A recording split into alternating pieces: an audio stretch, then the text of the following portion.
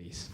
Thank you very much to our MC. I have the fortune or misfortune to have the after lunch session, but I think today's topic is of particular interest to all of us, particularly those of us in the museum. Digital outreach. We've moved from taking the museums beyond their own walls to beyond to a topic that's very salient to me, in particular as a museum director, how digital is used to drive, to bring people into the walls of the museum. I feel like I'm with a panel of friends because I have the privilege of working with two of them and the opportunity to work with two others. So I'm not going to take up more of your time. I'm going to invite our first speaker, Professor Sarah Kenderdine, who will talk to us about embodied museography, which I take to mean how digital enhances the way we personally engage with artifacts of cultural memory. Very good. Thank you. Thank you very much. So I'm very grateful to the director of the Cultural Academy, Ms. Thangauma Kathigesu. It's a wonderful gathering, and my thanks also to our host, the National Museum and Angelita Tao, for this wonderful backdrop, an apt place to discuss innovation and new audiences. So in museums, new media technologies are expanding our collecting policies, renewing our curatorial visions, and refreshing our relationship with audiences. The research that I do focuses on experimental interfaces for digital cultural archives that transform data into narratives of engagement, allowing audiences to rediscover and reinvent ancient cities, cultural objects, and practices. This embodied museography, as I call it, is defined by the attributes of immersion, interaction, and participation, and it necessarily asks us to re-examine our notions of aura, authenticity, and authorship. This research is supported by a number of labs and organizations that are focused and invested on building large-scale digital experiences for museums, located at Museum Victoria in Melbourne, the iCinema Research Centre in UNSW in Sydney, the Applied Laboratory for Interactive Visualization and Embodiment as part of City University of Hong Kong, and most recently the Expanded Perception and Interaction Centre at UNSW. This place includes a 4K touring full dome system and a new panoramic machine, which at 120 million pixels in 3D is 3 times higher resolution than anything else in the world. These systems offer us strategies for multi-sensory engagement, emphasizing human-to-human as well as human-to-machine interaction, and give us powerful ways to reformulate narrative in a digital context. Alongside these systems, digital imaging technologies have become vital tools for us to be able to create stories from the past. Laser scanning, for example, collects billions of points to represent places such as these heads at Mount Rushmore. We can create precious objects in 3D and peer inside to see what was previously unseen. And we can capture art in a way that lets us zoom into the tiniest brushstroke and reveal more than the naked eye can see.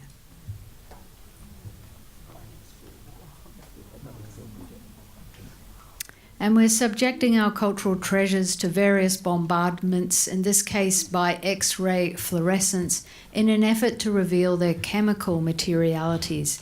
And this is the Mercury map of the painting of Henry VIII in the collection of the Art Gallery of New South Wales, which was taken to a synchrotron. And we're archiving ephemeral forms of intangible heritage in an effort to transmit embodied knowledge systems. But these new imaging technologies alone are not enough to bring objects, places, and peoples to life in ways that are profound and unforgettable. And this is the journey we're going to go on today. We begin in the Gobi Desert of northernmost China at the Donghuang Caves. At the nexus of the Silk Road, this World Heritage Site has 492 caves carved into this escarpment. Inside, 45,000 square meters of mural paintings and over 2,500 stucco statues. They are in size and breadth like nothing else in the Chinese Buddhist world. Increasing visitation, tourism, microclimate change means that the paint is all beginning to flake off the walls, a kind of microclimate disaster.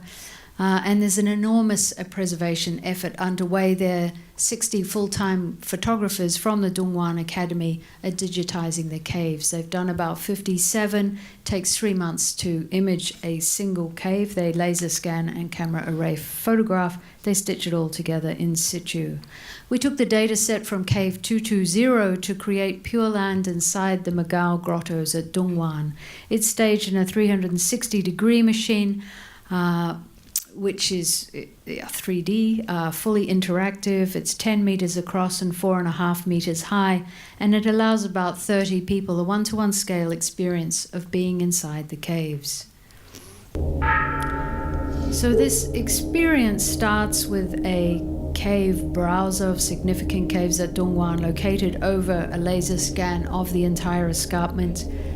We can go into Cave 220, and we're simulating here what it's like to be there now. So if you are able to visit the caves at Dongguan, you're often with about 60 people and a few LED torches panning around inside the space. Of course, it's fully navigable because it's a digital cave. We created a range of tools, including a magnifying glass, so we could examine these murals in much better detail. This is the Sutra of the Medicine Buddhas on the north wall of the cave. Using the pigment studies of the Dongguan Academy, these images were recolored to give an impression of what they would have originally been like. There are 32 musicians in the painting, and we modeled their instruments in 3D. There are over 4,000 unique instruments at Dongguan itself in the mural paintings. And we filmed Beijing Academy dancers in a blue screen studio and reinserted their video into the virtual world. It was really a prototype for what you might do if you had 492 digital caves. As it happens, we've made 5 different versions of this in different systems, and the project, with a very modest investment, has already been seen by over 1 million people. It's important to note that Cave 220 is permanently closed to the public. When it was at the Smithsonian, the Washington Post critic Philip Kennicott said, "At last we have a virtual reality system worthy of inclusion in a museum devoted to the real stuff of art." But what he's making an observation of goes to the heart of expanding definitions of aura and digital materiality and the provocation to the traditional definitions of the museum.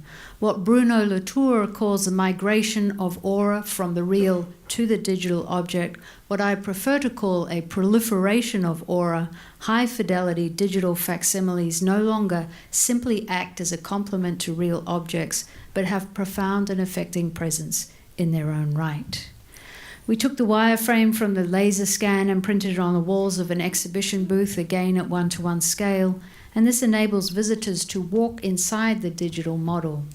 It's like a window on the world. We use very high-resolution textures and 24 infrared cameras to do this.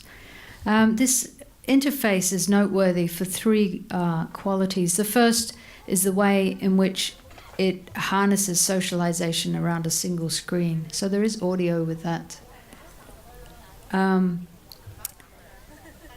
Socialization is at the core of the museum experience.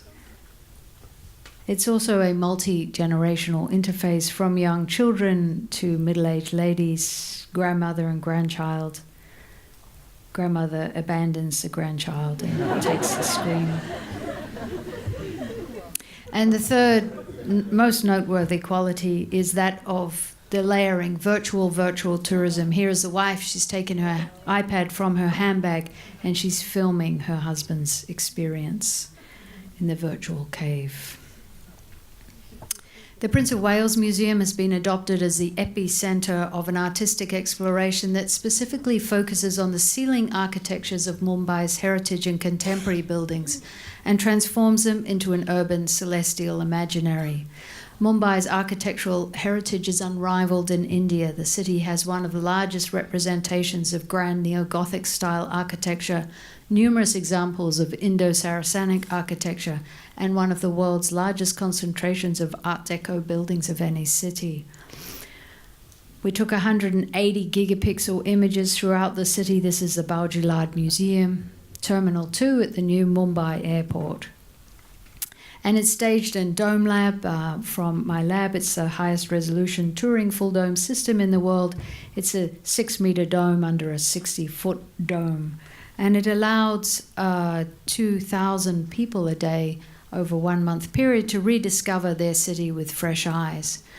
Access to many of these public buildings is still very restricted to the large majority of Indians.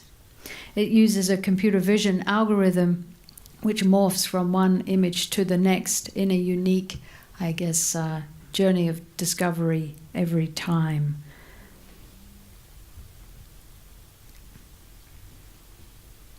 Addressing the major challenge that at most museums only a fraction of the collection is on display. At the British Museum, it's 0.4%. At the Smithsonian, it's 2% on display. At Museum Victoria, who I work with, it's 0.8%. So we needed to find a strategy for rediscovering these huge archives of cultural material. So we built them a data browser.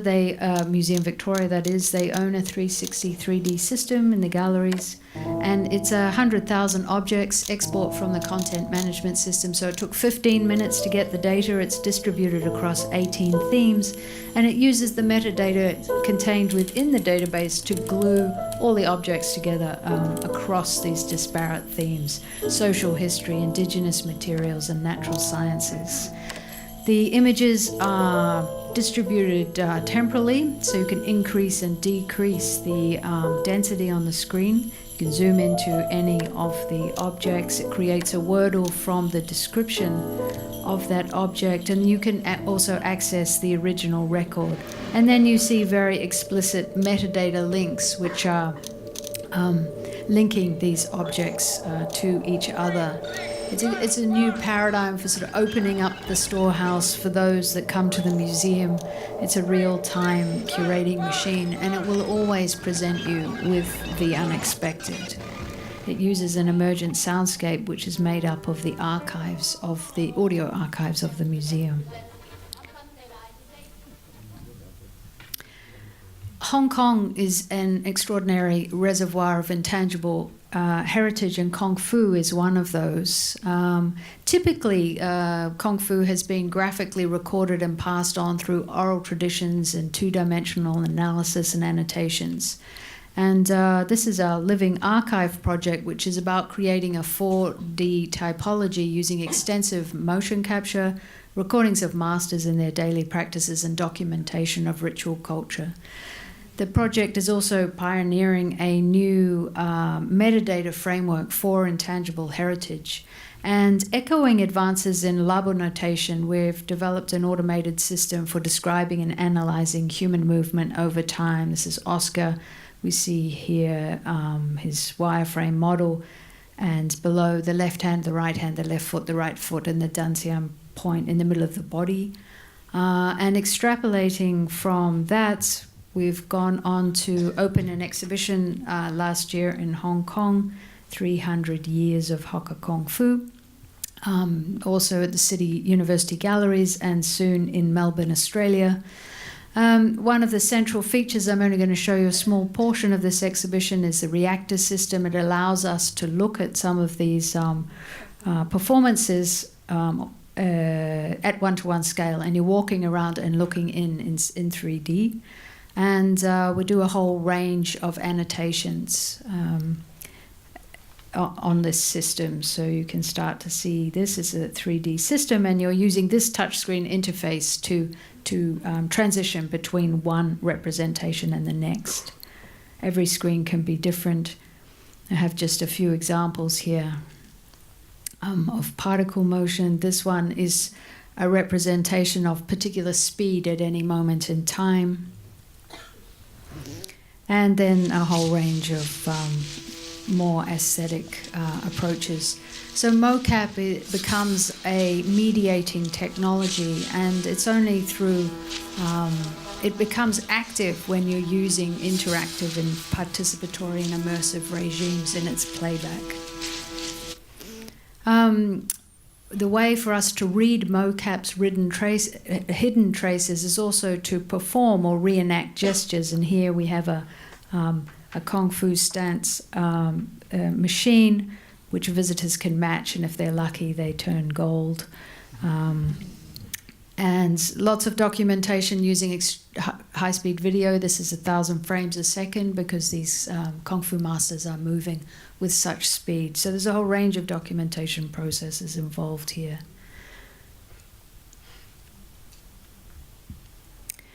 And in the tradition of the Workshop of Potential Literature, or OLIPO, this interactive installation gives visitors the opportunity to recombine the poetic ensemble of Edwin Thumbu from Singapore, which is why I included this work.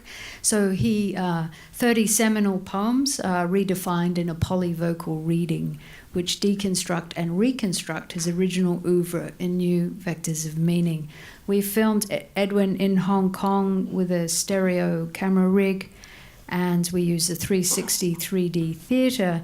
These are 30 life-size video performances, and the audience is able to cut between any one of his poems. Most footpaths shimmer and sweat at noon. Knowing that bones are made from earth, it's like a live rereading of key texts, and the resulting assemblages offer new optics and an infinite number of interpretations of the poem and the man. when the erstwhile hidden art. And just briefly, we also are very interested in how people experience these spaces, so this is a tool for doing just that. It's turning qualitative data into quantitative data. You create your questions online, you download it to the app, and it streams the data back to the website, aggregates and visualizes. A lot to do with socialization and embodiment and learning. That was social space. This is levels of comfort, very uncomfortable. So using design thinking to extract this material.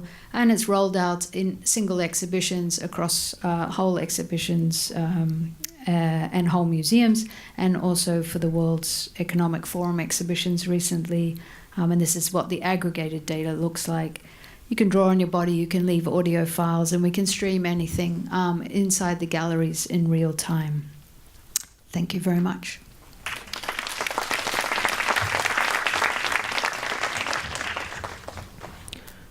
Thank you very much, Sarah. That presentation was very eye-opening for me in two ways. Firstly, the large variety of technologies available for museums who wish to go into digital. And secondly, just how the ways in which you could capture aspects of heritage other than collections and put them in the museum where they otherwise wouldn't be. Thank you so much for that. Our next speaker is Dr. Kevin Lim from sister agency of ours, the National Gallery. And Dr. Lim will speak to us about the program of data analytics that the gallery has set up to better understand its visitors, the data it collects from visitors, and how then this data can affect its or improve its operations. Kevin. Thank you, Kenny. Thank you, Cultural Kenny, for having me here. We're going to play with some data today, a little bit at least. But what is interesting is that what I'm about to present is going to sort of bridge a little bit of what Sarah as well as Seb is going to talk about as well, because there's an aspect of the work that we do that looks not solely at content, but more on the visitor's behavior, perceptions, traits, and preferences. And this is where I'm going to focus this work on. Okay. Now, last month, there was a newspaper report that talked about museum visitorship hitting an all-time high. Naturally, Singaporean pastime critical. There are points out there, for example, from Dr. Ho that talked about how, big figures like these do not necessarily point to healthy art scene. She referenced this thing about how art and culture is still very much lowest ranked among Singaporeans. Now, take that and think about it for a minute. We're talking about museum visitorship, and then we're talking about perceptions and what really matters to Singaporeans. Now, to juxtapose that realistically and more relatively, let's take that conversation that she talked about and compare it with what's happening with the rest of the world. And we start to realize that actually, when you ask a question like this, you actually aren't going to get the answers that you really want. Because in the UK, just before the elections, back in April 2015, similar questions were asked before, and arts and culture was not part of the equation at all. It wasn't a result. So what I'm trying to express to you here is that this part about getting the data, getting proof points and all that, there are many, many convenient ways to get at it. There are also very inconvenient but necessary ways that we need to venture forth and explore. New ways of really measuring what museum success is all about, or an exhibition success for that matter. So we all know that unlike other countries, Singapore has a hard time because we partly don't have a museum-going culture. A lot of attitudinal surveys have done work in this area to actually point this out. And if you were to really Google that, you will actually find that result right there. It is actually quite a worldwide phenomenon, not just located here. So if it's so ephemeral, how do we actually get at it then? Furthermore, the bigger challenge is that we are living in a much more disrupted economy, much more disrupted space. We're talking about arts and culture facing more challenges from the entertainment space as well. That is, how do people or citizens actually spend their time, especially their free time, on a regular basis? Would the museum or an art exhibition, for the matter, fit into that equation at all? It becomes all the more that bigger challenge. So where does that put us? And we speak of this humbly in a sense that we are also on a journey of discovery. We need to iterate what we do. But here are some of the facts that we have. The gallery is a $500 million startup, of which that $500 million actually went to doing up that building, not so much the operations. There is, as a new institution, we don't have to do things the tried and true way. We have perhaps less baggage. We're huge in scale, but the challenge here is moving forward. Can we be small in appetite? Can we consume less yet do more? So we have to look at new ways of, new modalities of generating content, perhaps looking at user-generated content, or even looking into using special algorithms to discover new content within our content. Okay? And so when you look at all these statistics there, it is quite a challenge. But our goal here is to then figure out how we can shortcut or leapfrog some of these challenges and turn them into opportunities. And that's where data analytics kind of comes in. But before we hop into that area, we have to ask ourselves, what are art museums for in this hyper-connected age? We're talking about people who spend most of the time on Facebook, Twitter, Instagram, and all that. How do we fit ourselves into that equation? And some museums have done that very, very well. The Reich Studio, for example, is a great example of how they've attended to this question very, very well. But to ask that in a more fundamental level, one of the right-hand man of our Lee Kuan Yew, for instance, had to respond to such a question in the past, back in 1984. Why did he form the Singapore Symphonic Orchestra? And to answer that, he simply replied, once your tummy is full, your mind will go hungry. Now, that forms a key basis and functionality behind museums, because it's this definition that is clearly quite missing from the equation of the Singaporean thinking of where museums actually fit into their lifestyle. And if we were to go deeper, there's been other work in such area as well, where if you look at the work of Alain de Botton, author and television presenter, he spoke about how if you are religious, you actually have great art in your churches, mosques, temples, and all that. But if you look at the secular society, we also do have the opportunity, and that opportunity lies in the museum itself. Now, he goes further to quantify that then art can serve a function in society, that it can solve real problems. And so this very much is an exploration into that. And to go beyond just physical bodies going through a museum, we are trying to explore this notion that can we see if we can measure, say, emotions or track how happy or inspired people feel when they go through an exhibition or leave a museum. Which is to say, we've been so stuck on this idea of convenient metrics, that is this idea of museum visitorship, which is very finite and inadequate, and which might reach a saturation point at some stage anyway, and then what? So to do this, we have to really look back and figure out, okay, what's out there? What's out there in the academic world, in data science and all that, where we can start to derive new ways of measuring that can help justify what we're about to do.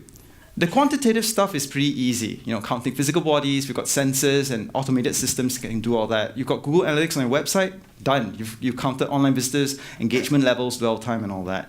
It's the qualitative stuff that's really, really hard. But yet, it seems also, in a sense, more relevant to the service of museums. So in response to that, it's this very idea that we're trying to figure out how to think or how to measure the kind of feelings that people get, the kind of ideas that when people go through an exhibition, they actually feel inspired, validated, or relaxed after a visit. I think that's a component that's very hard to get at, but we can try.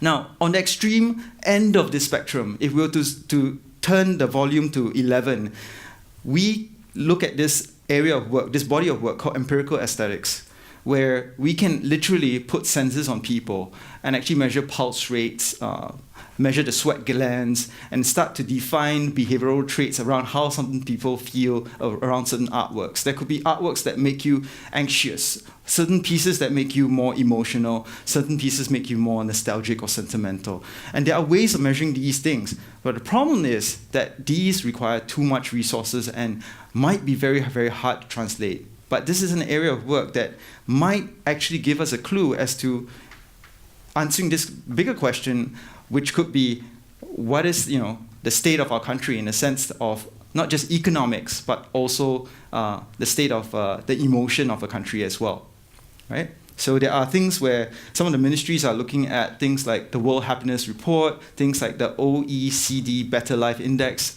There are things that actually pertain to those areas, but these areas of work could inform those reports as well. Now, let's take things back to reality a little bit at the gallery where we work. If we were to tune back, what can we do given the limited resources we have? If you look at the kind of research that's out there, and this is not too hard, right? Quantitative work's got to do with how you count certain things, and qualitative work is how certain things feel or certain things measure in relation to one another. You start to see that certain things can be automated, which is what we're trying to do to reduce, to get data with minimal amount of effort. That is mostly operational data, for instance, looking at ticketing data, people counting data, web traffic, and how long people spend at the galleries and all that. That kind of data can be automatically given, and we can try and develop insights around it. Then there are surveys and interviews, focus groups and insight communities that we can develop to get more qualitative stuff and to really probe and ask the difficult questions and arrive at certain solutions. So it's a cyclic process that we kind of look at, and these two different approaches are what we look at. Okay, so many of you would be familiar with this. But to look at operational stuff, this is where we kind of made a little bit of difference. We invested in a number of sensors around the building. If you do get to visit the National Gallery Singapore, one thing that we've done quite a bit of work in is to invest in things like iBeacons, which are these low-power Bluetooth sensors. And if you have the right app, you can actually geolocate a person in the building as well. And I'll show you the results of some of that work.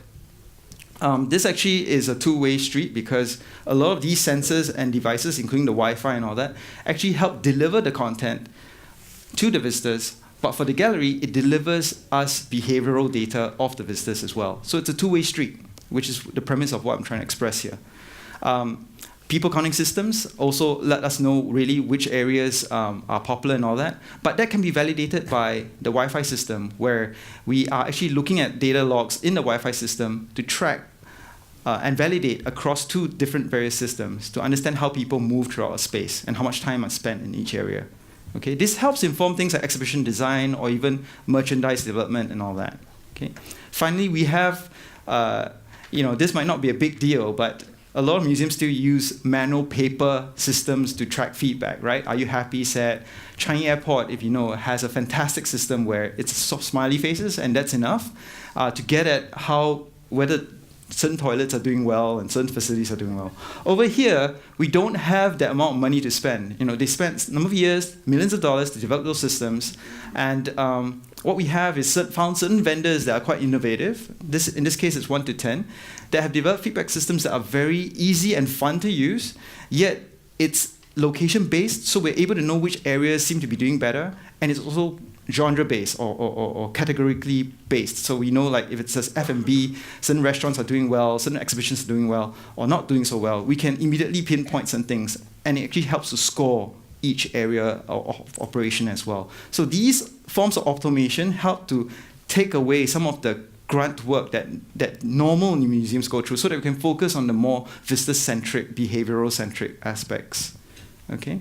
So this is what it looks like. Okay, very visual, very easy to use. If you do go to the National Gallery, you can try it out. And we're happy to show you the dashboard.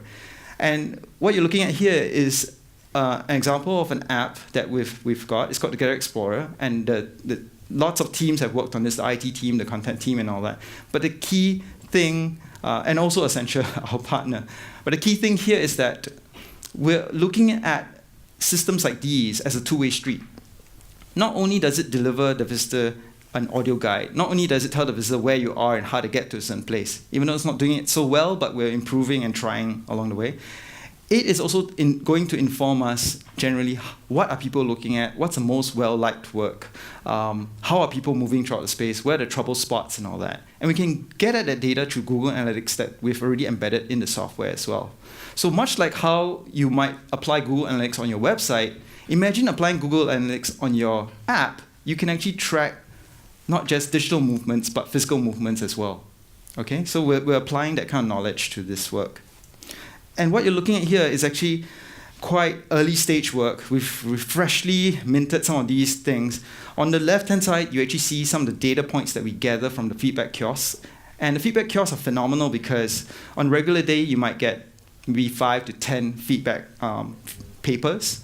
But on these systems, you get a few maybe 100 or so a day.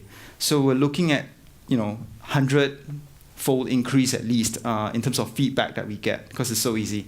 If you notice carefully, there are actually areas that have different ratings, and we can see the time period at which they are scored as well. So we know how much traffic goes through, we know what the feelings are. And one interesting insight that runs counterintuitive to a lot of things that we currently know is the fact that we're also big about getting physical bodies, a number of people, a number of visitors through an exhibition, through a building.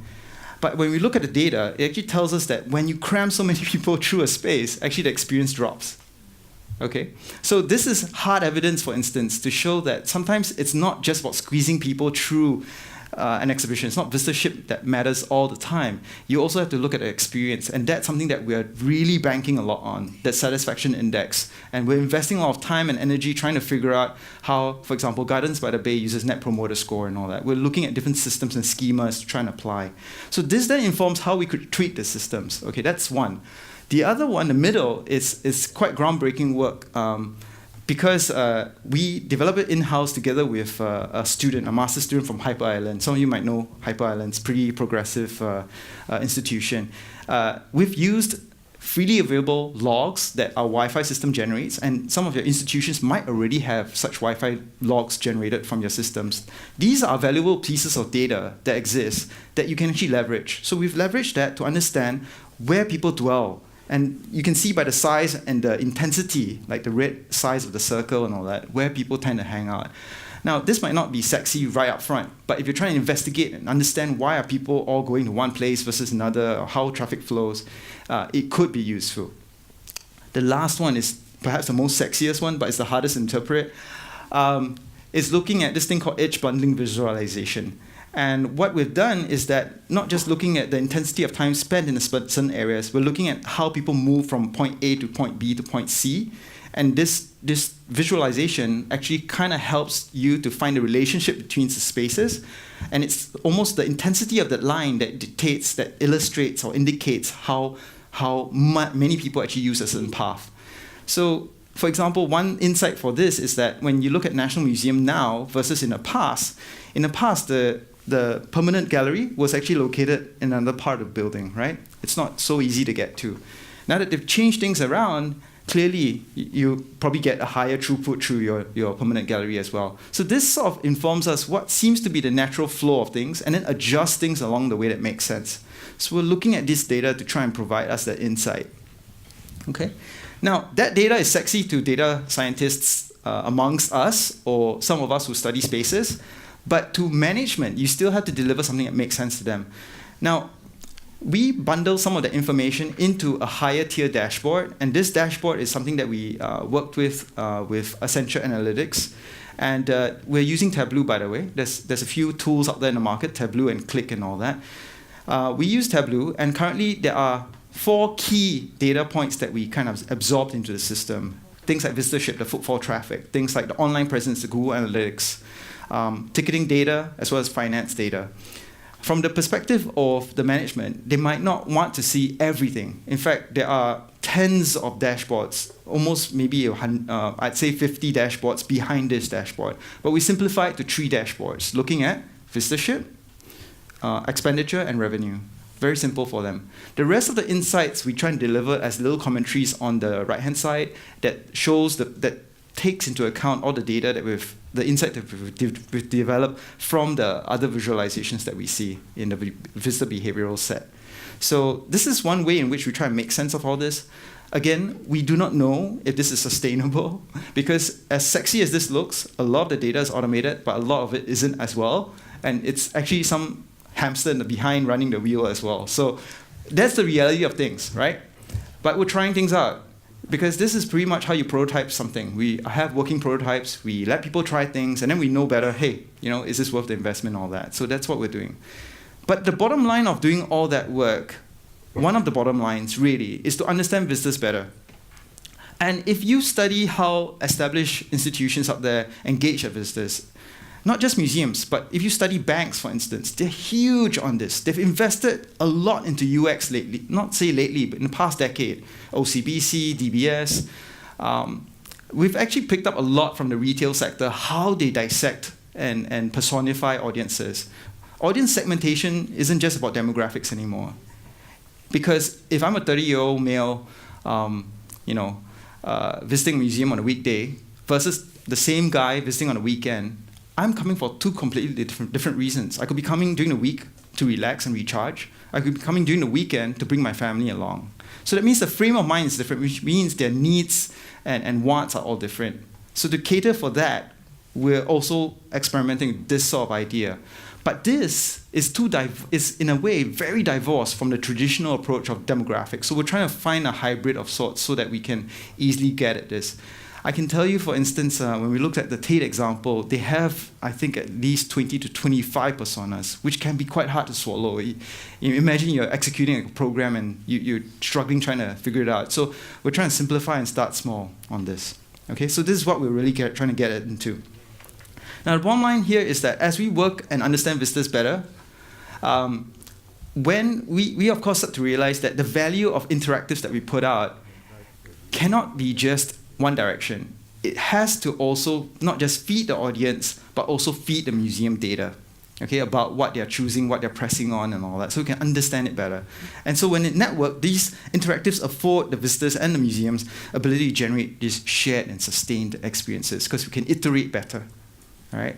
Now, Sri, the ex-chief digital officer of the Met, they had retrenchments lately, so it's not so good. But the point here is that he made a point, which actually writes museum practices already, is that people do want to play with art. And the easiest way to play with art is really to make it digital and available online. Now, what does this mean? If you look back at some of the work that's been done, for example, Nina Simon here articulates it very well in this free online book called Participatory Museum. You can see that you can actually see what stage you're in your terms of development. A lot of us museums, currently at least at the gallery, we're at stage 3, where we are able to look at individual interactions with artworks or interactives, and then aggregate that to know what's the most popular and all that. But the holy grail is really at stage 4 and 5, where we don't constantly have to generate the content. It's actually the visitors themselves who generate the content for each other. Then the museum can kind of take a seat back and really do more grander work than just produce content all the time. So we're talking about sustainability. We're talking about analytics helping to give insight into this goal of sustainability in terms of content development, and hoping that will come to bear. But of course, I know that one of the questions that will naturally come up is, if we're going to gather so much data about visitors, what about information privacy and all that? This is a trade-off. This is the trade-off that you've already made when you sign up with Twitter, Facebook, and Gmail and all that. It's the admission fee that gets you in. Okay? And the only thing that we can do, or the best thing that we can do, is to make it super transparent to you guys, what we're actually using this data for and all that, which is also partly what we subscribe to in terms of PDPA, the Personal Data Protection Act and all that. So there are things in place that can help. We also have a legal person that constantly reminds us on these things. Yeah.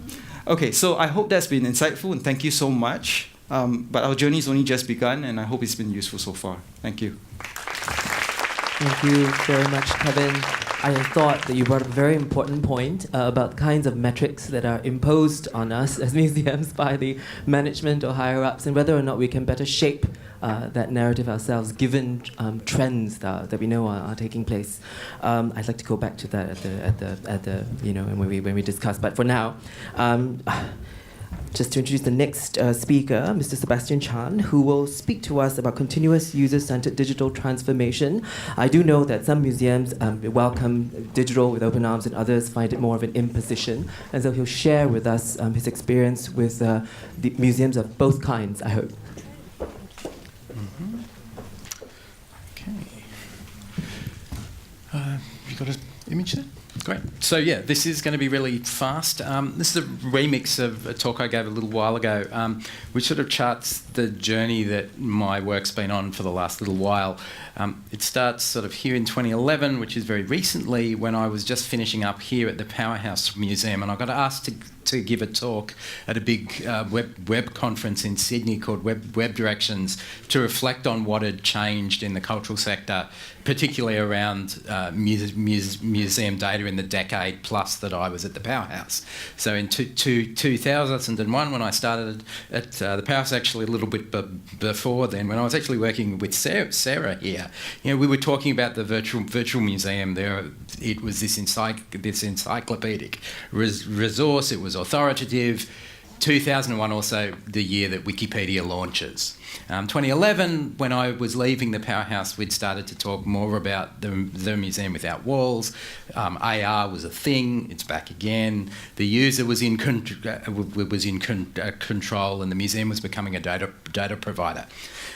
So then, this is sort of this notion of museums as democratic spaces, and really being there not intentionally to teach, but to generate curiosity amongst the audiences we have. The V&A captures this really well, and I think in the public museum space, which most of us belong to, this work from Neon Circus is particularly relevant, because all of the public holdings we hold do belong to our citizens.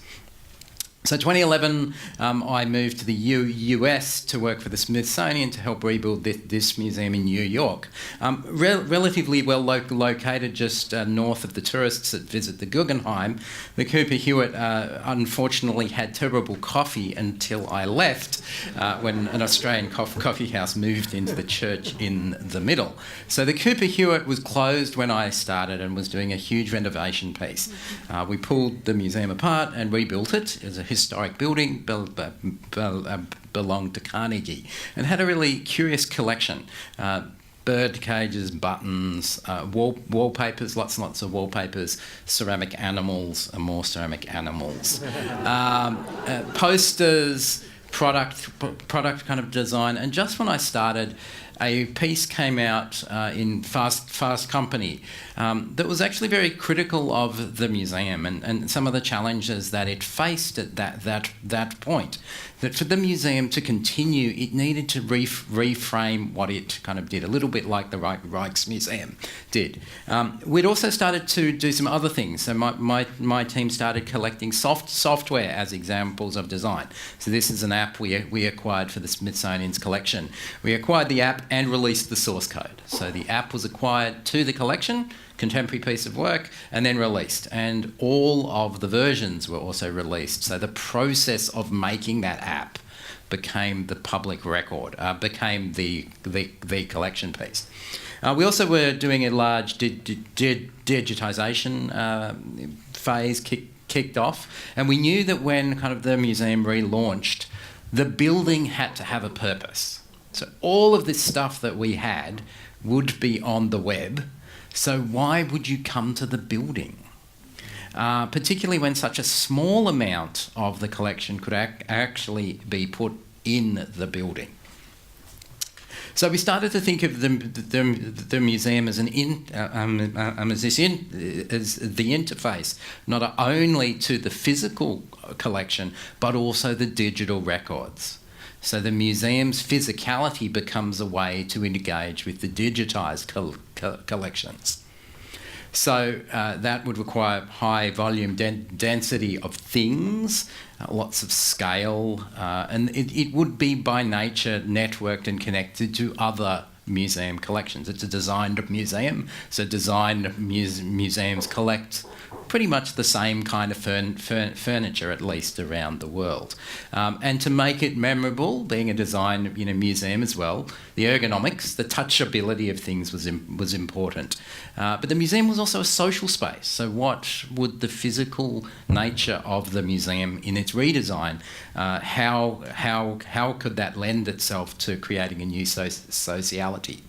So my team and the teams we worked with were really trying to build a system to change the people who came to the museum and also change the way the collection was experienced.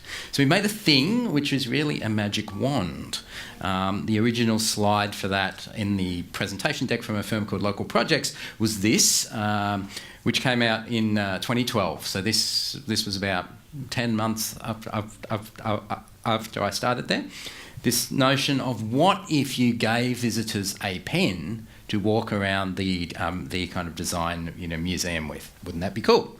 And it was kind of good because it was this functional notion, this concept that the pen would do things. You could draw things, you could collect things, but it also communicated this, that design was something you did, not just something you looked at. So a museum of art, you go and look at artworks. A museum of design, you learn that design is a process of doing stuff, not just making a thing that you end up looking at in a museum.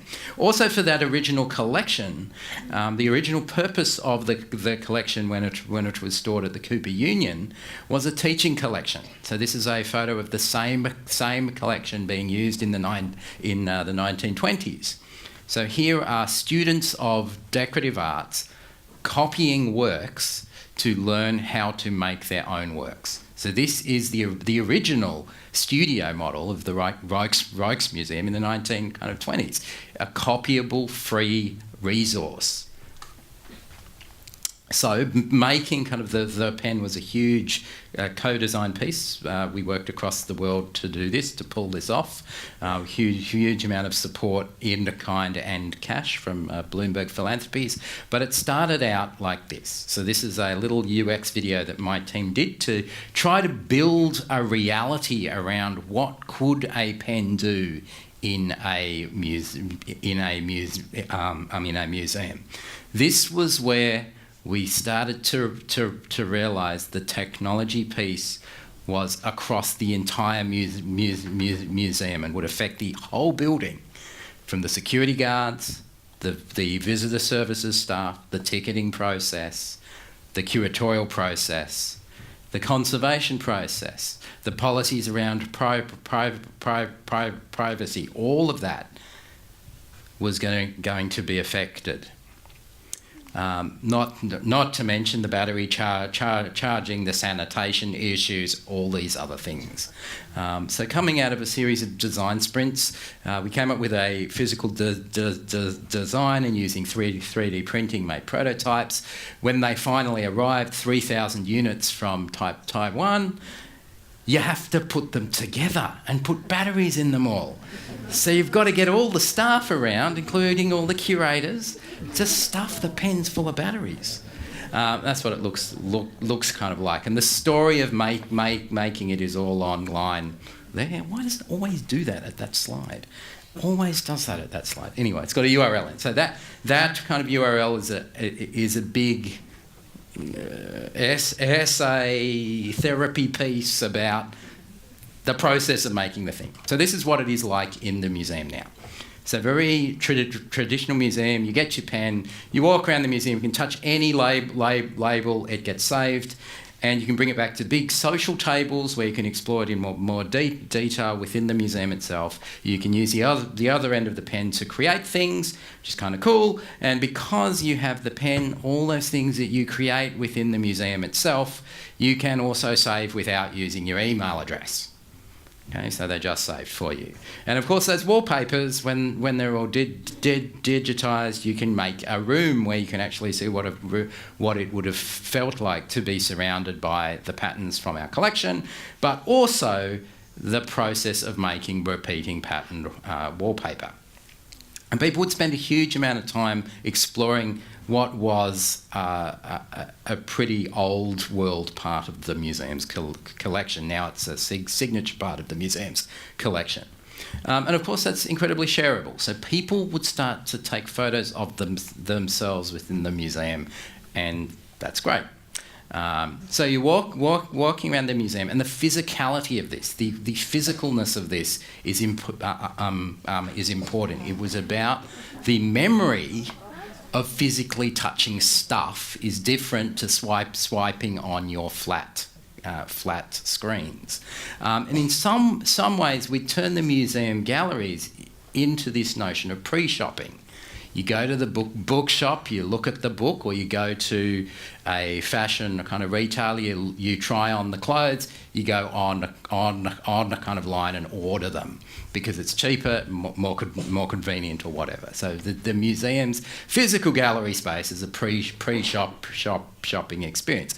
A lot of people did things. So 4 million things were collected by visitors in the first year, physically collected by them. That's about 30 for every visitor.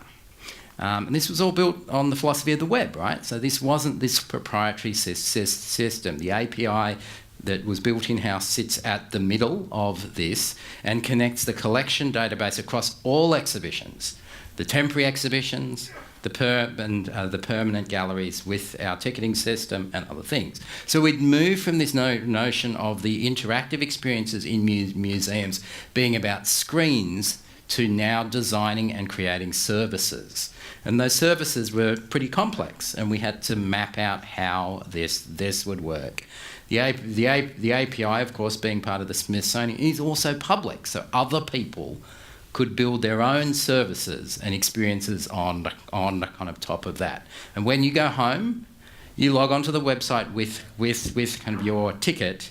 You can download all of the things that you have collected, and you can delete yourself entirely from the system, should you desire that. You can also create an account should you have built enough trust with kind of the museum to hand over your personal details. You can download your things in useful ways as well. So those wallpapers, those lamps and furniture that you have designed yourself, you can download as 3D models to print at school or at home if you did have a 3D printer. Also, all those videos in kind of the museum that you walk past because your kids are pulling you to the next thing, you can get all those videos as well, right? So all those videos that the curators make that no one watches really, they're all available online, and you've bookmarked them because you've pre-shopped them. You know what I'm talking about, right?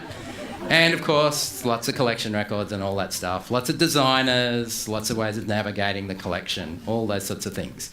All of the things that Cooper Hewitt had acquired in 1987, and all of the people who were designers, who had designed things the Cooper Hewitt held, that also the Powerhouse had collected things from. So this goes back to Sarah's point in the previous session about connecting museums up. Connecting those collections across those borders is incredibly important. Building a global collection that is navigable is critical. And as I said, it's entirely anonymous too. So you can use the system without giving the Cooper Hewitt your details.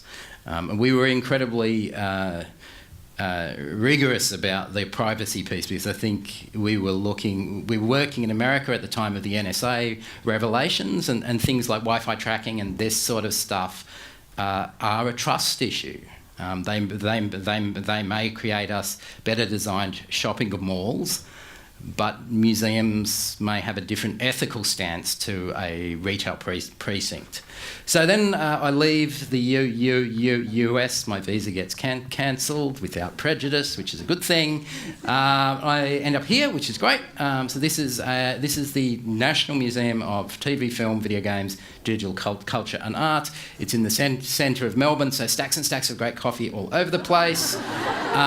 Big exhibition spaces, video game exhibits. This was actually, I believe, no, it has it toured here to Singapore? Maybe it did. Anyway, it may come here at some point. I know this has lots and lots of visitors, a large portion of those from other parts of the world, which is exciting.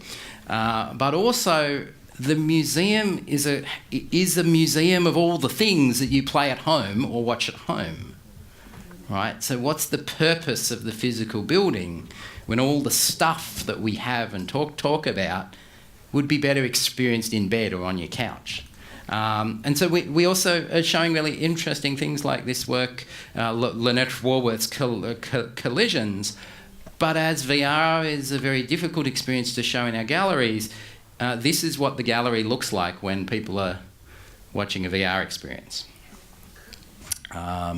And maybe the visitors are becoming spectacle. This is one of our commissions. This is a commissioned VR piece that was in one of our other spaces. And it was actually interesting that the visitors, the user in this case, actually steps out of their body and dances on the stage because they're in this other VR world.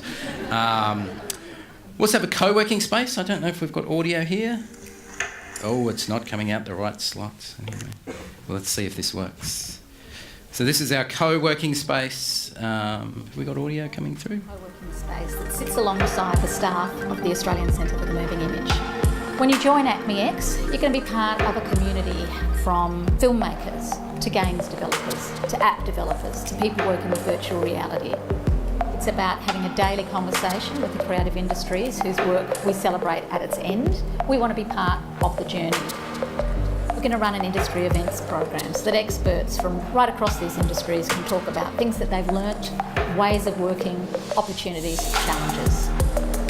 Most importantly, ACMI is about making connections between ideas and industry and building community that really is going to support the growth of the creative industries in the state.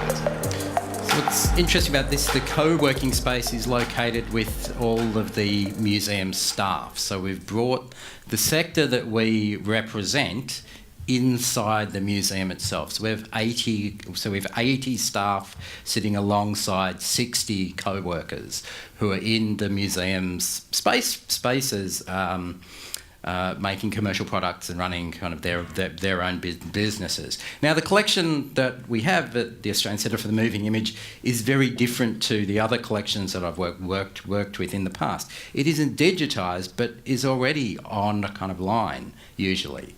And the viewing and playing of these experiences takes kind of time. If you're a museum of film, people are not going to watch a 90-minute film in your galleries. And we have this challenge of the social experience versus a single-player experience or single kind of viewer experience. Also, when those things are often on kind of the web, we end up with experiences like this. Under kind of like the Rijksmuseum, all of our works are in copyright. And often multiple layers of copyright as well. We have music rights inside films. And in Australia, we don't have fair use at this stage. And others around the world are doing interesting things in a less risk-averse environment. So these are the video games you may have grown up with, emulated in your web browser in JavaScript now, or the viruses that your thesis may have been corrupted by, also emulated and available on the web. So we're thinking at the moment about what is the atomic particle of a moving image work. Is it a frame, a moment, a scene? What does cataloguing a film really mean? Do you catalogue each frame? Do you catalogue each moment? Or do you catalogue the reel of film that goes on the shelf? Because if you want to make that searchable, you may have to do it another way. This is a Berlin-based art art project from 2007 that created a full text search of about 15,000 films and television shows using torrented subtitle tracks, which has then been repurposed for a 37,000 record Bollywood collection, which allows full search of 37,000 Bollywood films. How can machine kind of learning help us catalogue and extract moments out of films? And what are the biases that machine kind of learning brings, and what is the role of museums in making those biases of machine learning visible? And how might we work with rights holders to allow visitors to leave with what they've seen? If you've seen a film, can you leave with something from that film? If you've played that video game in a game exhibition, how can a museum allow visitors to leave with traces of that game? Does that mean we need to work with public broadcasters, Netflix, YouTube, PlayStation and Steam? Probably, because if we do that well, the museum becomes the way to reveal the connections between video games and film, between film and other films. And that's, at the moment, requiring a huge amount of technology, but much as the Cooper Hewitt was, it's about cultural change. So thanks a lot. Thank you very much, Sebastian, for these very vivid examples of how digital is, forcing a kind of fundamental and almost visceral reevaluation of the role not only of museums, but also the role of art or design itself. The final panelist this evening is Ms. Angelita Teo, a colleague of mine, the director of the National Museum of Singapore, who is about to open a very large and very significant digital art installation in the museum this Friday. And she's here to tell us a little more about what this installation entails. Well, firstly, welcome to the National Museum. I'm happy to see so many of you here.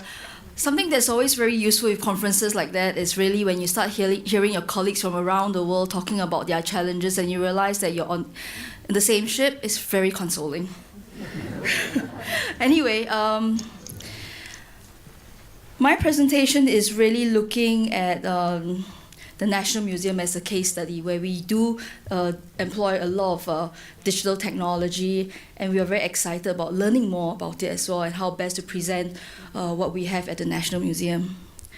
The emergence of digital and future technology in cultural spaces has created interesting challenges as well as opportunities for museums and cultural institutions. Increasingly, for museums to remain relevant and also to reach out effectively to our audiences is necessary to be able to connect and just not cognitively with a select few, but to allow for multiple connections to be made at different levels. Today, I hope to share the National Museum's approach to use of digital media as a part of the latest revamp of our permanent galleries, and specifically elaborate on how audience experience was included as a core consideration in the process.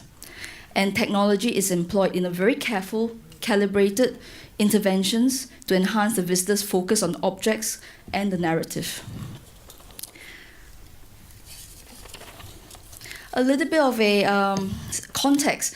Last year was the 50th Golden Jubilee celebration of Singapore's independence, and the National Museum was fortunate enough to embark on a major revamp of all our permanent galleries. The intention was to update the historical narrative, particularly in the post-independence period. So the scope of the revamp includes the Singapore History Gallery, as well as the living galleries that's in the old building. And although the two spaces were disconnected physically, there were some common threads in them. And with the revamp, we were trying to create more connections to make it a bit more coherent in terms of its narrative as well. It was evident from the onset of the project that in the decades since the permanent galleries were open to the public, this was in 2006, the image you're looking at is, of course, on the left is the old rotunda, which is a very iconic part of the National Museum's architecture. And the one on the right is the glass rotunda, which has transformed quite immensely over the last 2 years.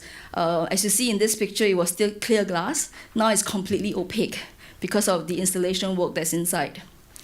In any case, when we opened the galleries in 2006, the Singapore History Gallery and the Living Galleries had a digital mobile technology and social media was actually only in its infancy. Information and knowledge capture was principally the main driver for visitors to come to museum, to learn about history, to pick up new knowledge, and to view objects and artifacts of interest. While this motivation has not changed, the expectation of audience have certainly have. So how are we doing all these changes with this recent revamp? In a manner of speaking, museums now find themselves competing against the inexhaustible capacity of the internet in delivering knowledge and information. With the internet at one's fingertip and the proliferation of social media as not just a tool but a way of life, the museum visit becomes not so much about merely accessing information, but about accessing the layers over and above that. Visitors to museum today have an inherent need to engage with context and perspectives, and desire to not just listen to stories, but also to experience them. So the word here that's really important is really experience. So for the National Museum, the challenge was then to deliver a museum experience that's able to connect not just with our traditional audience, but also to find common ground in how we engage with a new generation of visitors. The balance of scholarship and experience is often perceived as a tricky one to manage. For the National Museum of Singapore, the fundamental belief in approaching this issue was that one does not have to come at the expense of the other. So,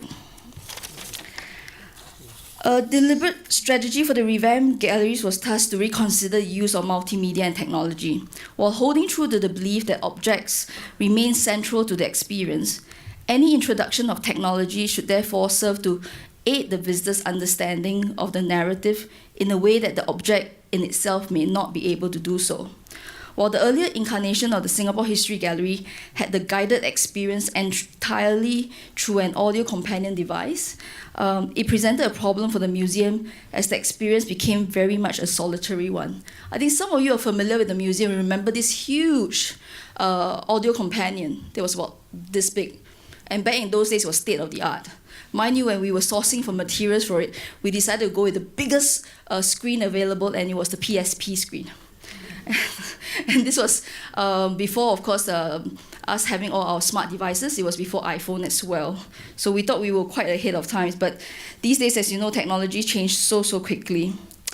Well, anyway, so increasingly for museums to remain relevant and also to reach out to a broader audience, it's necessary to be able to connect with not just cognitively, as I said, with a select audience, but to allow multiple connections to be made. The experience of museum going has moved from one that is actually personal to one that's actually a social, where we try to bring our visitors through a range of emotion that can start from moments of quiet self-reflection and culminate in passionate exchanges of stories and memories. Hence, the introduction of technology was considered carefully, with the approach taken that technology and digital enhancement should serve the purpose of adding layers, texture, and content, but not to lead and overwhelm the experience. Effort was taken to ensure that visitors had a choice. The technology options available present an option for adding value and context to their experience. So, here is actually an object in our. Oh, the video was supposed to play. Is it playing? Oh, okay, all right, good. So the object on the left is actually the City of Singapore maze. It was actually given to the city in 1953 after we were given the title of being a city in 1951. It's very beautifully displayed in the gallery.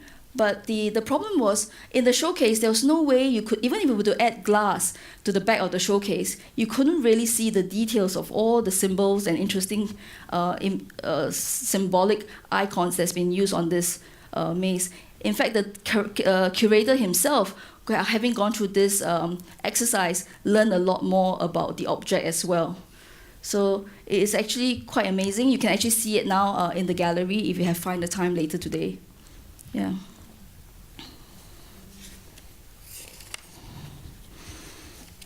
The next one is really, during the entire revamp process, we thought about as well, what are the other things that make a museum unique, make a museum experience something that people remember.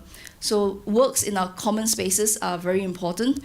If you have noticed, we are also a site for the current Singapore Biennale, and all the installation artworks that you see are actually specifically chosen for the National Museum. For us, we have permanent installation works as well. This is just launched just 2 or 3 days ago, and it's actually called Wings of a Rich Maneuver by Suzanne Victor. And this is actually an update version of a previous work that was also done by Suzanne more than 10 years ago. The museum really looks into ways of creating exciting experiences when you come here, even before you enter the galleries. This is a new space that was launched today as part of the Cultural Academy's conference program. It's really a space about only about 200-300 square meters, where we actually put in technology and basic equipment to create an opportunity for people from different backgrounds, like artists, whether they are into technology or not, sound engineers, people who are generally in the creative profession, to come in and test bed with us new ideas, new concepts, and new ways of reaching out to people and presenting content and information. The opening installation is called The Art of Rehearsal, and this is a beautiful coming together of presenting traditional dance in Singapore, at the same time using technology as a platform to showcase it. So we're hoping for a lot more such projects in the future as well. This is what Kenny was mentioning, is the new installation that we have worked 2.5 years with Team Lab. The real importance of this was, it started basically us wondering how best can we showcase a collection in the National Museum that is one of the most prized. And this is the William Farquhar collection of natural flora and fauna drawings. There's 477 drawings that were made out of paper. I mean, they're all in paper, so it wasn't possible to have them on display for a long period, as you know, with conservation reasons. So we wanted to create another kind of experience where people will get excited by the collection because it is digitized. There are many ways people can access the collection without actually having to see the actual. Of course, in our case, we wanted the younger generation to be excited enough that when they come here, because they wanted to experience this new installation work, but they will be able to have the chance to encounter these beautiful drawings that were as part of our collection as well. This is actually part of a campaign. We are going to spend the next year really taking the opportunity to use this particular collection to create all kinds of new experiences. And the experience starts with the Team Lab Story of the Forest, which is one huge installation work. There's a permanent gallery that is dedicated to the collection as well. But at any one time, there's only about 30 or 40 of such drawings that's on display.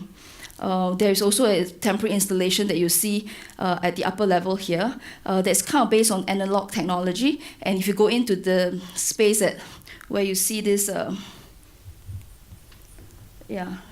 you can actually touch things, blow into the flowers, and there will be things that happens and interact with you as well. So it's all quite fun. So it's really a whole coming together of many different departments at the museum trying to put together this campaign for next year. So, finally, what are the things we are constantly thinking about? We are mindful that as society transforms further, the museum can still remain relevant in the next 50 years or more. The National Museum actually celebrates 130 next year. So for us, it's really thinking about what happens in the next 100 years moving on. Personally, I've always believed that the museum is nothing without a collection. Therefore, we are constantly driven to address the challenge of conserving our collection. Like most institutions, we look at two primary questions. What do we collect, and how can we best present what we have collected? Therefore, the object by extension of the collection is always central and forms the basis of any strategy or approach taken by us. Digital and future technology can firstly be seen as a tool to enhance learning and understanding of the object and collection.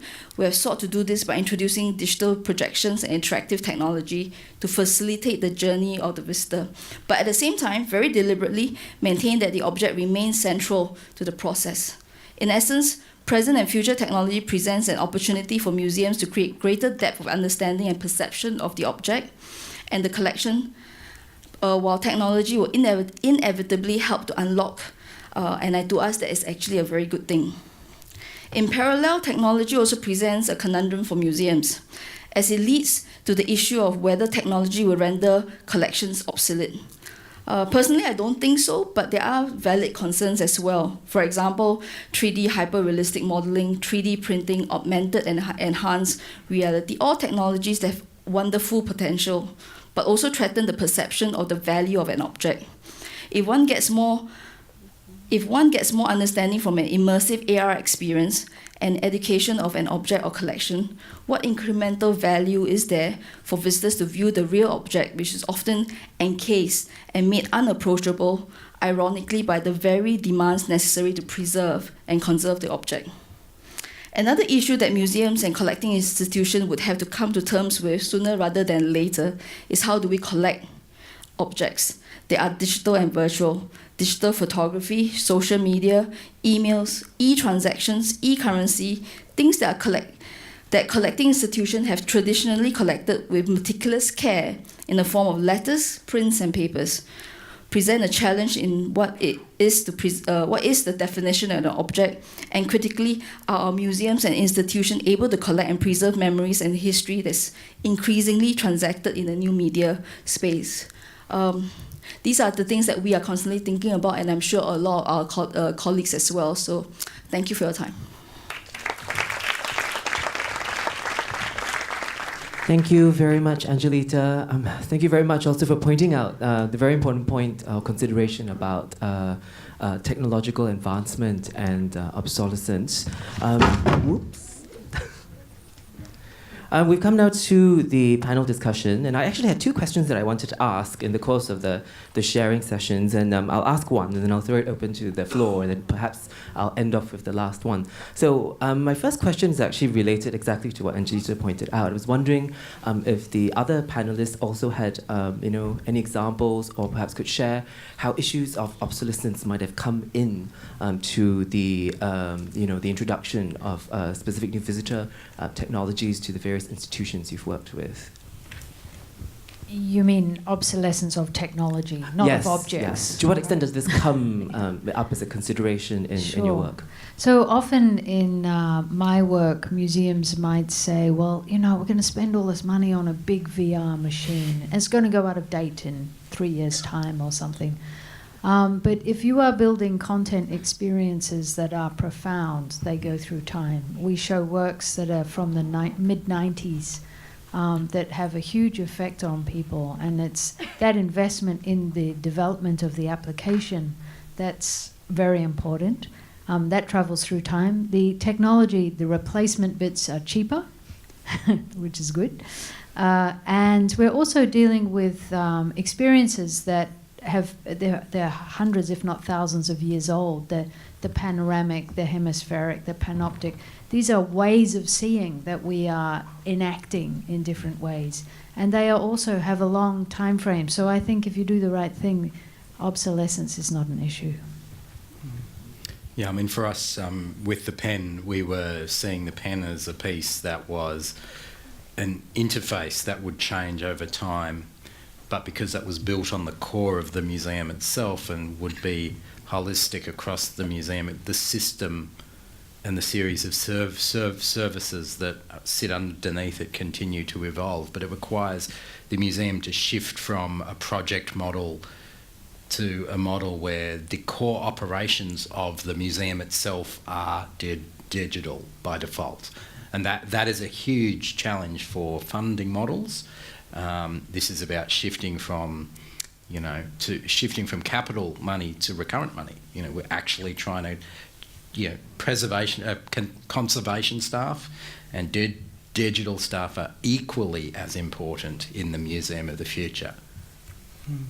When I first encountered Seb's Cooper Hewitt pen, I could see it involved like product development and all that, and that's huge right there.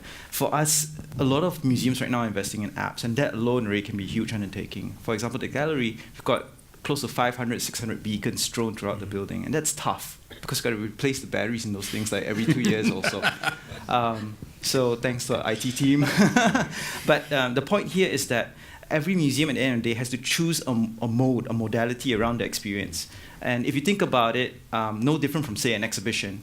You put out an exhibition, it's temporal, it's ephemeral in that sense. But each exhibition that goes on after that, you iterate. And it's the same thing. If we use that same notion, whatever we produce, at the end of the day, informs the next production. Yeah. So it's not the be-all, end-all. I don't think we should see it that way. Yeah. Anything more to add? Okay. I'd like to throw this open to the floor. May I ask that whoever asked the question actually introduce themselves and the institution they represent? Yes. Was that a hand?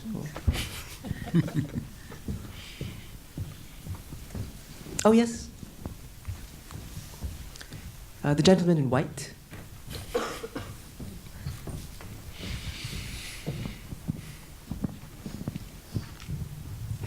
Hi, my name is Marcus. I'm from LTA. I have a question for Kevin about KPIs. Great. So at the start of your talk, I liked your talk. Okay? So at the start of your talk, you're talking about how important it is to think about the purpose of the museums, and the impact that it has. And we shouldn't just look at footfall, essentially. But at the end of your talk, when you showed all the metrics, I saw visitorship. Yes. So I guess my cheeky question to you is, how successful have you been in convincing your management to look beyond visitorship? Yeah. Yeah. You're looking at, and I think you face the same challenges as us, museums and all that. You're looking at a whole vertical here. You have to convince the folks working with you and the folks above. And sometimes it's interagencies all the way up. Because at the end of the day, it's not just me to the management, it's the management to the ministry, it's ministry to the other funding ministry, MOF for instance. And this education has to happen, but it's going to be a journey. The reason why I still have that there, you can consider it a legacy issue. It's there, but at the same time, we have to slowly, in a almost an ethics of our work, introduce this new way of thinking as well. But we can't just flip the switch like that. We kind of have to figure out a best way to introduce such things. And actually, through invitations of international academics themselves into the equation, they start to see that, hey, especially in Singapore, right, you kind of need an overseas use case scenario that works. Then it kind of works here. So what I'm trying to express here is that it's both the naturalization of new knowledge or new modalities, as well as the socialization of that knowledge that slowly it picks up. So the more of us do this, the better it gets. One way I make this happen, that I'm still trying very hard to make happen, is establish kind of like an analytics roundtable that doesn't just consist of museums, but also say the NLB, and I've actually spoke with some folks at SMRT as well to figure out how does my traffic data work with your traffic data, and what can we look at that. I mean, SMRT, for instance, clearly isn't just looking at footfall anymore. They're looking at how happy people are taking the trains. They're looking at how fast people are able to get in and out. So there are new metrics everywhere, but it's just how we educate and make people, especially above us, more comfortable with those metrics. And it's going to be a long journey. And I don't know if I'll last that long. So we have to figure out how to pass on this knowledge and succession planning and all that kind of stuff. Yeah. I wonder also that I know Sarah and I have both had this challenge, and I think you will too with the new absolutely. TeamLab experience, that we often get asked to design experiences that optimise, that make design decisions that come down to the throughput. How many people can we move through this gallery space in a certain amount of hours? And actually, perhaps that's the wrong thing. It's about what impact are those experiences going to have? And so that VR experience that I was showing is really great, but we can do, that gallery that we have that's running 15 VR headsets every 30 minutes. The impact of that over a 3-month run is going to be 6,000 visitors, and the last exhibition that was in that same physical gallery space had 70,000 visitors through.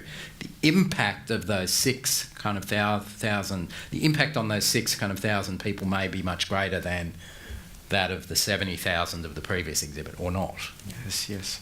So yeah, you're right. Then the metrics has to evolve around these things. The dwell time doesn't matter. The dwell time is still very tricky because it doesn't mean either good or bad. But right now, at least I'm very glad that our management is using satisfaction levels as a more humane way of looking at the experience, not just throughput numbers at all. And that goes into board and all that. Our board members are so into the idea that it's not just sheer numbers we're looking at. It's not a marketplace that we're talking about. It's almost like a church. You go in, you want to feel like you've walked away with satisfaction to some extent. Yeah. Are there any other questions? Yeah. Adele, I saw your hand up.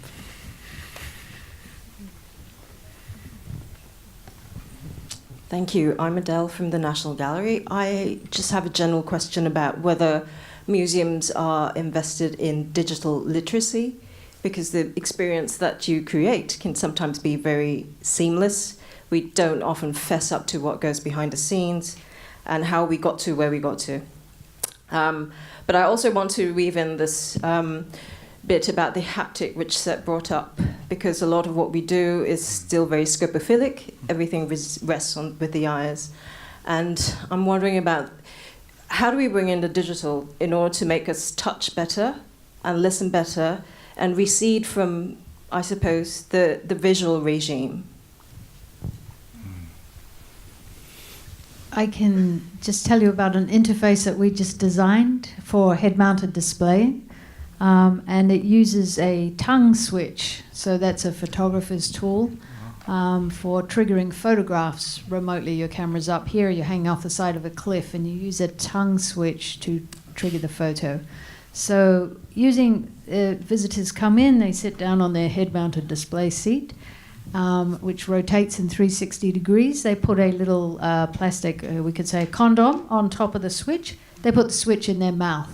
And then use their tongue to navigate inside these scenes. So it's a completely different process. These scenes are entropic scenes of Angkor in Cambodia and a burnt-out paint factory. They're stereoscopic images. They're very evocative and ruinous, I could say. And you are running your tongue over the surface of these images. Yeah, so it has a very It's crazy. Yeah, it's crazy. Wow. Anyway, that's one example.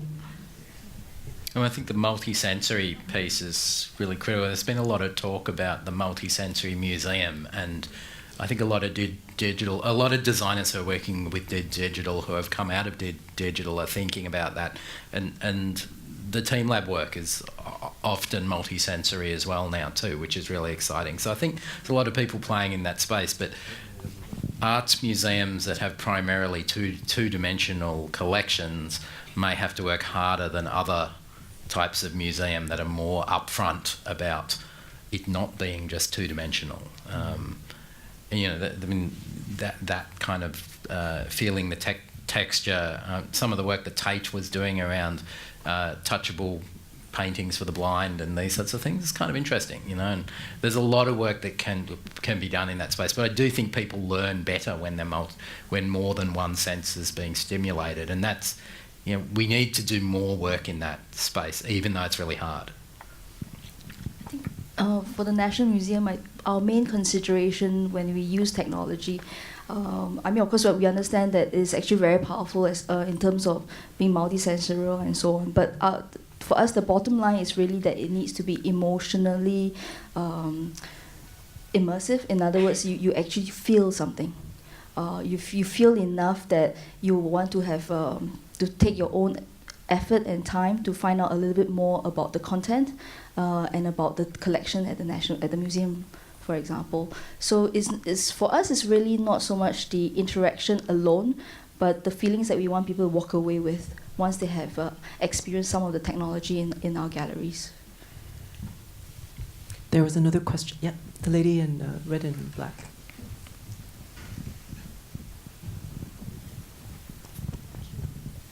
Hi, I'm Elaine, also from the National Gallery. So at the gallery, we are exploring this user-centered approach. And this question is for the whole panel.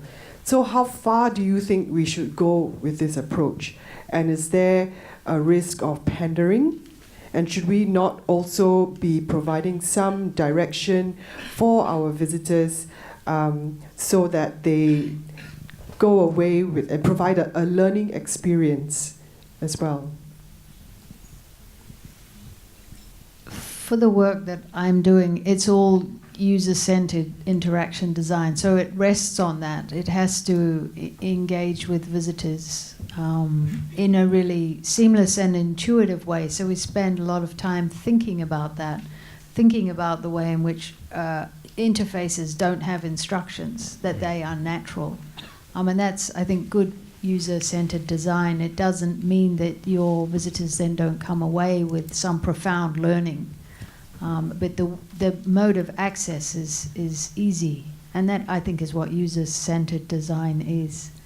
You should always challenge your visitors too. I think that's also what you're saying, is that somehow it dumbs down the museum's message by catering to multiple different audiences. It's the lowest common denominator, and I don't agree with that either. Yeah. Maybe I take a cue from what Adele once told me. That lady had asked the question, curator from National Gallery. It's really not about dumbing down. It's this idea of really making the content or the artwork more exciting to attend to. So if you think about, unless the visitor themselves are able to construct or build or architect the experience, the politics of constructing the experience still lies with the institution themselves. So we, in a essence, are actually providing the canvas, but they are providing the paint. So I still think that as much as we think that we might be pandering too much, but the sheer normal limitations that exist within our institutions would already limit us to some extent. That canvas that I talk about, that's how I thought. Yeah. Yeah, I mean, for us, the Cooper Hewitt, and it was a very foreboding building. It was a private house, and it was about, and I think this goes to all the work that we're all trying to do, is that the museum creates a magic circle, and you have to invite people in kind of to that magic circle, and once they're in that space, the rules can kind of change. I get inspired a lot by sort of immersive theatre productions where you willingly cross a threshold and the rules of the world change. And those are incredibly challenging experiences at times, but they're designed well enough that you go along with them. So good universal design, as Sarah's talking about too, is about making those experiences ones that you want to go with when you're in that space. And it's the role of the museum to make those as challenging as possible, but as approachable as possible at the same time. It's much more successful if you're engaged in the experience fully and in a full-bodied way, but then there's a flip at the end, and and it's revelatory or whatever.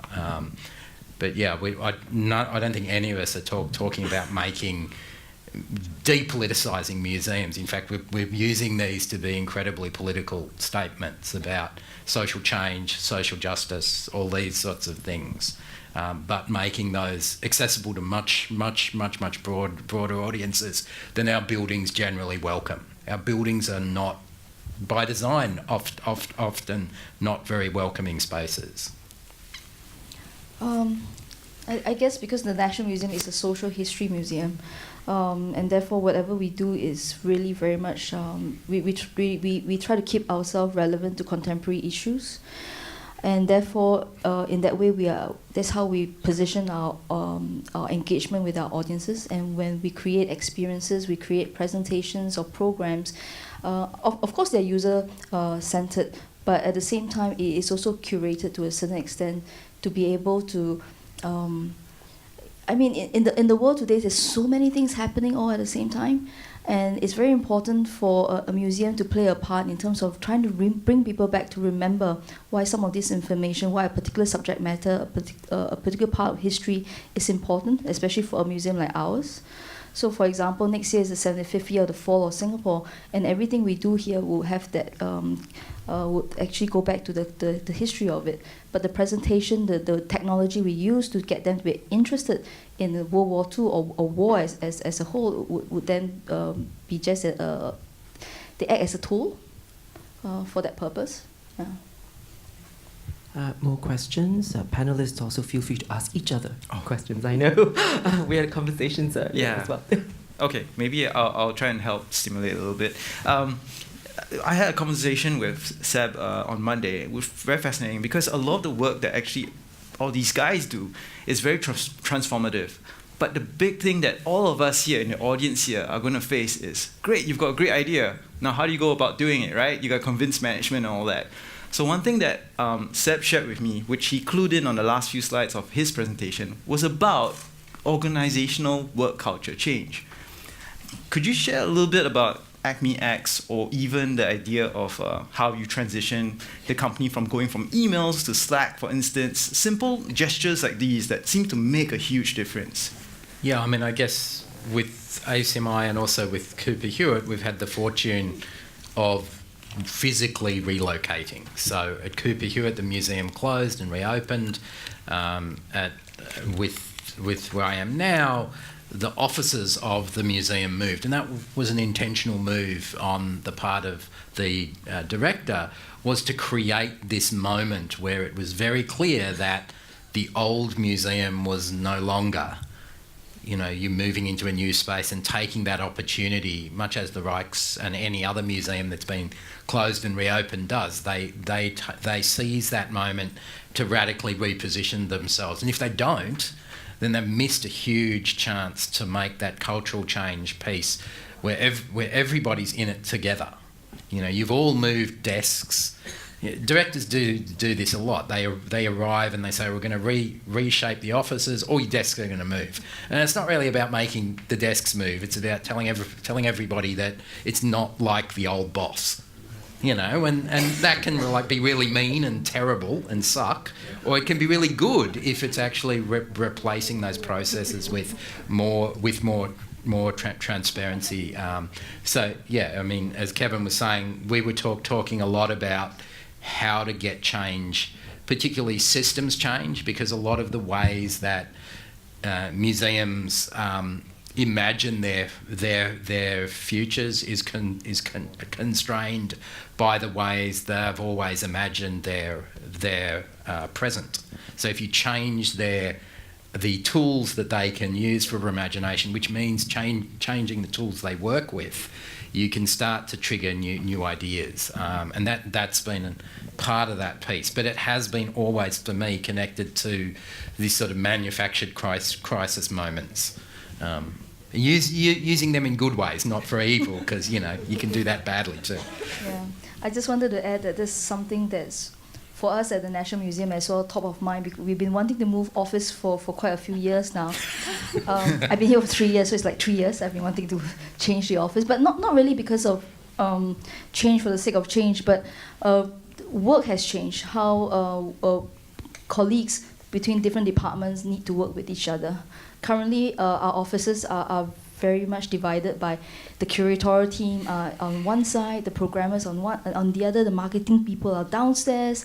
There's actually no opportunity for them to collaborate conveniently. So I think physical change is important. You're going to move all their desks next week, right? Yeah. This is just the announcement, right?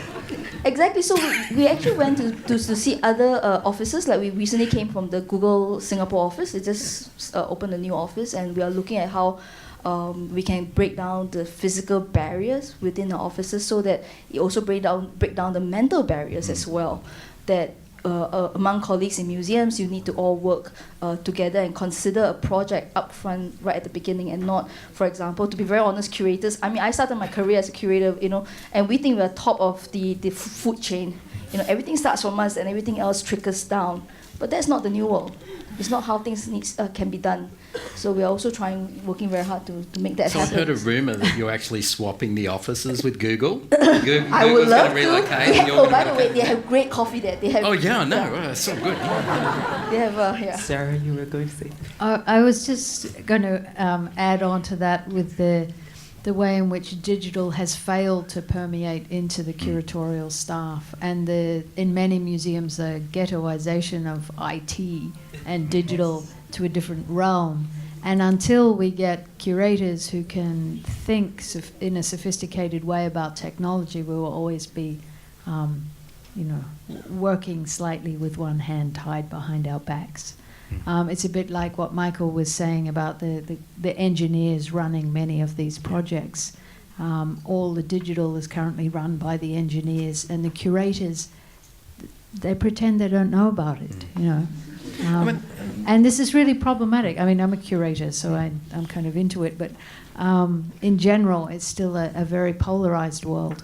I mean, I wonder. We're going through this at work at the moment. I mean, one of the curators, sent around on Slack, which is our internal messaging system. Why doesn't everyone have a laptop instead of a desktop? And of course, the IT team's like, well, we don't have the capital to move from desktops to laptops. And actually what the curator was saying was, why don't we get rid of all the desktops so we can actually move desks? Yeah. And that is such a simple switch, but I think often the IT team doesn't see that there's that opportunity that they need to go become a solution provider rather than the problem solver, or the help desk. Mm-hmm. This is all such good inspiration for me because I'm 3 months old at my museum, so I'm the one most likely to be moving desks at this point. To Google, right? For good, yes. Sorry, let me just open it back to the floor again. Any other questions from a pie, perhaps? Anyone? If not, I will ask my other question. The other question that I wanted to ask. I think if they want to know where their desk's going to be next week, right? Or how do you manufacture a crisis? We could do that now. I'm Jean. I'm a museum goer. I have a question about targeting specific audiences. So Singapore is supposedly having an aging population. In what way do some of these very high-tech methods actually specifically, are elderly audiences very much specifically targeted? And the panel talks about new audiences. Do you in some way actually measure which are new and which are, the same old people going to the museum? So for us at Cooper Hewitt, the largest visitation was from women aged 55 and older when the museum closed. And one of the important things was to bring in technologies that shifted that, but didn't alienate the older audiences, who were the financial supporters for the museum. In fact, one of the biggest donors to the museum who was on our board was an 88-year-old, and she loved the pen. Indeed, the take-up of the pen is like 99%. Every visitor uses it, gets it and uses it. What was interesting about that was in designing the pen, we actually designed it at a size that was very usable by both very young and very old, but also by not going with an app, we meant that we tried to do what Sarah was suggesting, which is no instruction manual, nothing to download. It does what it's supposed to do. You use the pen, you draw with it, and it works. That sort of thing. And it's very hard to do that in reality. But I think what was interesting was that the older audiences loved it, and they really. Also, the social nature of it meant that it was something that the older audiences previously would visit by themselves or in pairs, and now they would bring their bridge club along, and there would be like seven of them coming as a group, and they would be sharing what they collected because they could show each other how to do it in a way that the phone doesn't do. The phone is a very personal device, and to load an app, you've got to find your friend who knows how to do that. The password you've forgotten. I remember we were walking around with something yesterday, and it was like, I've forgotten the password for my app kind of store account, so I can't download the app. that kind of problem. So I don't think it's just an age thing. I think it's actually, as we integrate with other things, we're not aware of the complexity of designing things to actually, they should just work inside our magic circles really well. And that might mean that we have to make more things ourselves, which is not as expensive as you think now. So also our works, they're big scale and they're used by elderly people a lot. And I'm thinking in particular of one work which we built about an Indian World Heritage Site. It's a big machine that you get on and you're driving, right? And 2 PhDs have been written about that single work, so I know everything about the visitation to it. And visitors were elderly people over 60 coming back to the museum up to 5 times and drifting around in this virtual world for an hour at a time. I mean, these are the kinds of works where you can do that, where there's the space, in fact, to do that. It was quite a small museum, the Immigration Museum in Melbourne, and so visitation wasn't a big issue, and they had that pleasure. The other thing about those big social interfaces is that people teach other people how to use them. There are no instructions. Also, in those studies, we discovered that 40% of the people that went to that work preferred to watch other people doing it. Okay, so that's 40% of the audience preferred to watch than do it themselves, which is absolutely valid. I mean, why not? We are definitely mindful of it. We are putting in a lot of effort in terms of trying to engage with the older audience at the National Museum.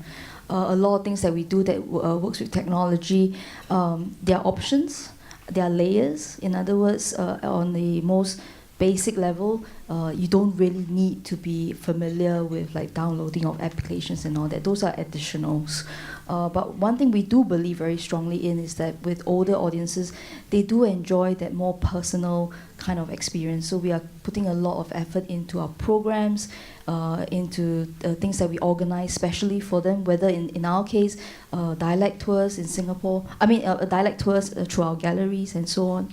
But one thing we did very recently, just over this weekend, because we're promoting the Farker collection extensively, we actually brought in people to show them the galleries, to get them excited by the collection. But it was actually a workshop on drawings, drawing plants and animals and so on. And one of the feedback form that came back that day was that one of the participants wrote down, the last time I was at the museum was 70 years ago.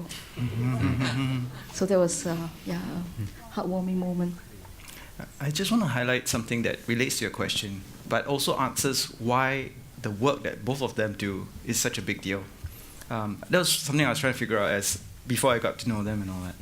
And what I realized is that both their works really emphasizes on this idea of socialization.